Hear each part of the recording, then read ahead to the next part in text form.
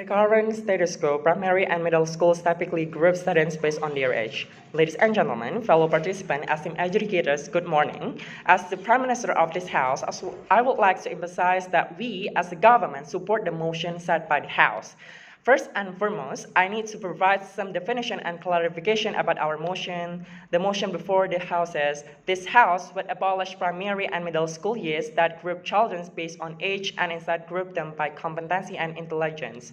This motion opposes the method of grouping students based on their age, and instead the proposal is to group students based on their intelligence and competency levels. Speaking of intelligence, we understand that it can be a relative concept for some people. However, in this context, we specify intelligence as the cognitive abilities that every student possesses, which can help them navigate the challenges they encounter during their school years.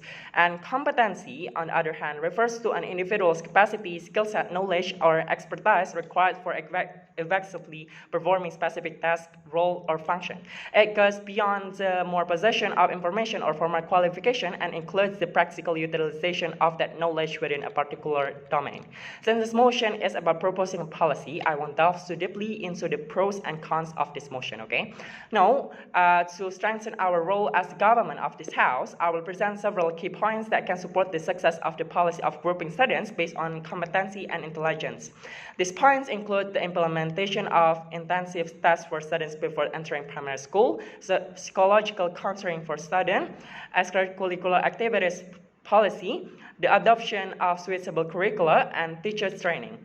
Now let's discuss each of these policies one by one. First, schools should establish a policy to conduct tests before students enter primary school. It's important to clarify that these tests include not only written exam, but also oral and psychological assessments. With this policy in place, schools can gather data about prospective students, including their cognitive abilities, writing and speaking skills, as well as their psychological capabilities like emotional regulation and problem-solving skills.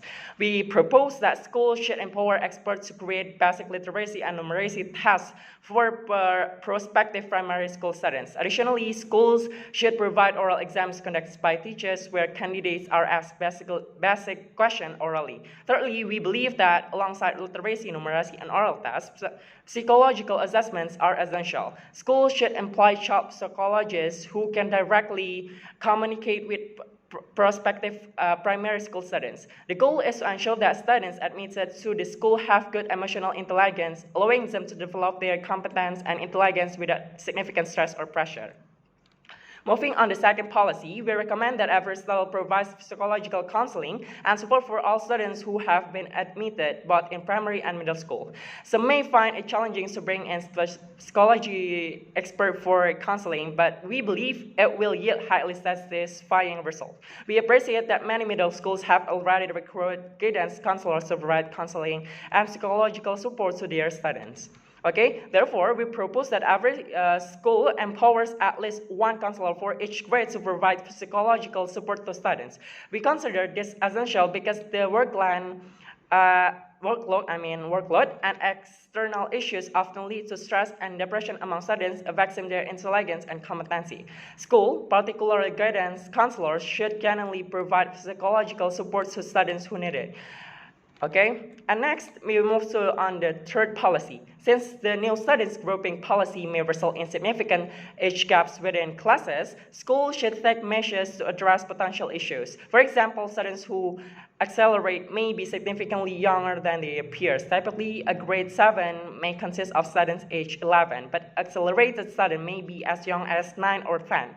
To mitigate potential problems arising from these age differences, we suggest that schools implement extracurricular activities. Why it is important? Through extracurricular activities, students can interact more closely with their peers even when there is a significant age gap. Therefore, we recommend that schools adopt a student-centered approach to learning. This approach places students at the center of their learning experience. For instance, when studying history, students can take on the role of peer teachers for their classmates, allowing students to play a teaching role alongside teachers. Why is this necessary? It fosters collaboration among students and varying age in the same class. Through collaboration, communication, and socialization, mutual respect can develop among students, and the stigma of "I am older, so I am superior" can be eliminated. And now let's discuss the fourth policy. Since schools are now grouping students based on competency, it is essential to provide training to teachers through seminars and regular meetings that evaluate the effectiveness of education in schools. With students of different ages in the same class, we believe that conducting seminars for educators will have a positive impact on the success of this policy. The seminars can provide teachers with insight on how to make classroom learning effective for students of varying age. From the seminars, teachers can learn how to help students with different age gaps effectively collaborate within the classroom. The seminar should also include discussion about curriculum design. And we also emphasize the importance of students holding regular meetings to evaluate the implementation of this new policy. During these meetings, students should be given the opportunity to provide input on their learning experiences.